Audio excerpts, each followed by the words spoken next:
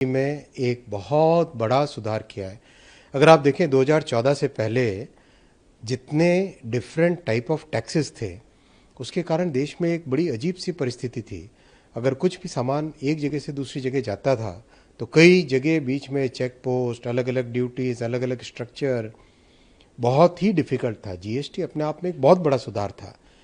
उस सुधार से लोगों पे, विशेषकर इंडस्ट्री पे, मिडिल क्लास फैमिलीज़ पे एक बड़ा सुधार आया था। जो बहुत सारे बोझ थे वो कम हुए थे।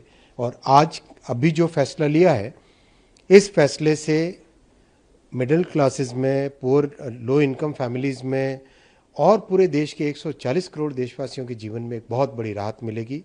जैसा माननीय प्रधानमंत्री जी ने कहा, 99% जो हमारे दैनंदिन यूज़ की वस्तुएं हैं, चाहे घर के अंदर रसोई का सामान हो, चाहे कपड़े, चाहे बच्चों के पढ़ाई का सामान, चाहे घर में टीवी, फ्रिज, स्कूटी, कार, इन सब चीज़ों के दाम कम होंगे, बचत होगी। जीएसटी के बचत के महोत्सव पर आप सबको शुभकामनाएं। देश में एक नया आत्मविश्वास है, एक नया कॉन्फिडेंस है कि हम बड़ी से बड़ी चैलेंज को फेस कर सकते हैं। आप देखो, कई तरह की ऐसी चीज़ें हुई है इस बीच में। डिफेंस में कभी सोचा नहीं था कि हम खुद का अपना मैन्युफैक्चरिंग भी करेंगे और एक्सपोर्ट भी करने लगेंगे।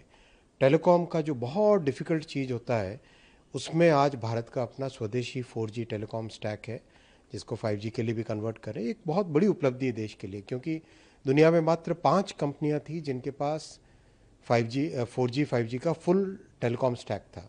सेमीकंडक्टर, जो कि कई कई वर्षों से बड़ी तपस्या थी, वो पूरी हुई।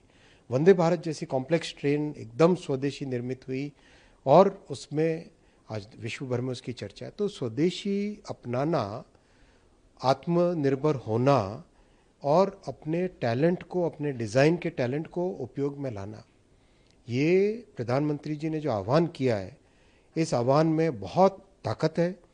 इससे हम एक बड़ी जो हमारी जो समृद्ध इतिहास है, उस तरफ हम पहुंच सकते हैं। इससे बिल्कुल कल से टैक्स का सुधार का लाभ मिलेगा। साथ ही साथ कई न्यूज़पेपर में आपने एडवर्टीजमेंट देखे होंगे, जैसे कार की कंपनी वाले हैं, कईयों ने तो उसका सुधार, वो जो बचत है, वो